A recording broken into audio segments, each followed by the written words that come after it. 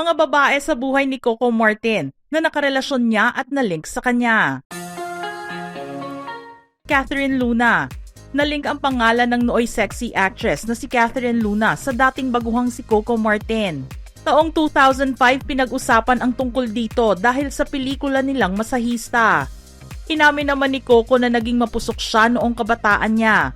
Aniya sa isang interview noon, "Nagkamali ako, bata ka, naging mapusok ka. Ito pala ang showbiz. Masaya, puno ng temptasyon. May nangyari na isang bagay na hindi maganda. Tapos nag-start lahat doon. Magkasama lang kami sa movie. Hindi kami mag-boyfriend. Sabi ko nga dahil sa kabataan. Labas-labas, gimmick-gimmick. May nangyari na di namin inaasahan." Noong mabuntis si Catherine, ang itinurong ama ng kanyang dinadala noon ay si Coco. Dagdag pa ng aktor, "Nung akala ko ganun setup namin dahil wala kaming relasyon, kailangan ko panindigan. Ayoko maranasan ng magiging anak ko yung naranasan ko dahil separated yung parents ko. Kaya para malaman ang katotohanan, sumailalim sila sa DNA testing. Matapos na makuha ang resulta, napatunayan na nag-negative ang test results. Hindi nag-match ang DNA ni Coco at ng batang sinasabing anak niya sa sexy star. Gayunpaman, ikinalungkot ni Coco ang pangyayari dahil hindi nito makikilala ang tunay niyang ama.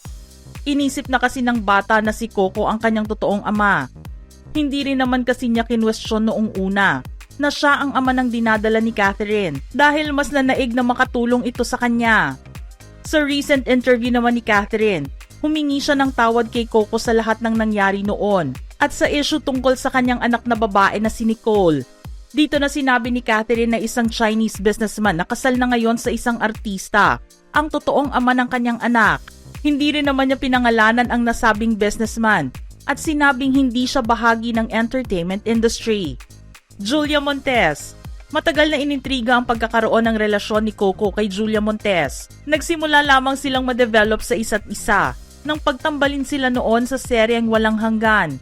Nasundan naman ito ng pelikula noong 2013 na A Moment in Time at 2014 series na Ikaw Lamang. Matapos iyon ay gumawa sila ng magkahiwalay na proyekto kasama ang iba't ibang mga artista. Nagkasama na lang sila noong 2021 nang mag-guest si Julia sa hit action serye nito na FPJs Ang Probinsyano. Pero matagal na pinag-usapan ang pagsasama nilang dalawa at ang sinasabing pagpapakasal nila. Ngunit wala silang inamin sa publiko. Nabuking na lang ito nang dumalo sila ng magkasama sa Celebrity Watch Party noong 2023 ng collab project ng ABS at GMA na Unbreak My Heart. At doon ay nasabi ni Coco na 12 years na silang magkasama ni Julia. Sumunod na inintriga ang pagkakaroon nila pareho ng anak. Hindi man ito kumpirmado ng dalawa. Ibinuking naman ito ni Willie Revillame nang minsang magbigay ang game show host ng shoutout sa aktor sa kanyang programa. Para kina Coco at Julia, personal choice nila ang hindi buksan sa publiko ang kanilang relasyon. Kaya lagi nilang sinasabi na what you see is what you get. Masaya silang pareho na nakakamit nila ang mga pangarap nila ng magkasama at nagtutulungan sa pag-abot nito. Suportado at inaalagaan din nila ang isa't isa. Erich Gonzalez. Nanggaling sa bibig ng Queen of All Media na si Chris Aquino, ang pahayag na pinormahan ni Coco si Erich. Taong 2010 nang ito ay mangyari at nasabi niya ito sa isang show niya. Una silang nagkatrabaho ni Erich sa pelikulang Noy at umamin si Coco sa paghanga niya sa aktres. Subalit hindi niya itinuloy ang panliligaw dahil naunahan siya ng pagiging torpe niya. Pero naramdaman na rin kasi niya noon na tagilid siya at walang pag-asa kay Erich. Kaya siya na mismo ang umiwas dito. Past is past para sa kanilang dalawa at ginagawa na lang nilang biro ang kwentong iyon. Sa ngayon naman ay tahimik pa rin ang buhay ni Erich matapos na mabalita ang pagpapakasal niya noong 2023 sa non-showbiz at businessman na si Mateo Lorenzo. Bigla ngang nawala sa showbiz limelight si Erich, pero makikita naman siya paminsan sa mga vlogs ng celebrity derma na si Dr. Ivy. Wala ring balita kung magbabalik sa showbiz si Erich o tututukan niya ang pagiging isang asawa sa mister. Mercedes Cabral. Nalink ang pangalan ng aktres na si Mercedes Cabral kay Coco dahil sa pagiging malapit nila matapos nilang gawin ang independent film na Service noong 2008. Pero pareho nilang pinabulaanan ang nasabing issue. at sinabing walang namagitan sa kanilang dalawa. Makalipas naman ang ilang taon, malaki naman ang pasasalamat ni Mercedes nang maimbitahan siya na sumali sa cast ng Batang Quiapo. Hindi rin kasi niya akalain na malaking karakter ang gagampanan niya sa proyekto. Mas ikinagulat din niya na kahit kinainisan siya bilang si Lena, tinanggap naman ng mga tao ang karakter na ibinigay sa kanya. Sobrang proud naman siya sa naabot ni Coco ngayon at sinabing hindi pa rin nakalimot ang aktor sa mga taong nakasama niya noon. Generous and helpful din ang paglalarawan niya kay Coco. Julian San Jose. Ikinagulat naman ni Julian ang pagkakalink ng kanyang pangalan kay Coco Martin.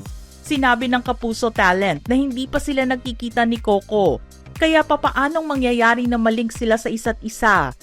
Hindi rin daw sila magkakilala ng personal. Lumabas ang chismis na ito sa isang Facebook page.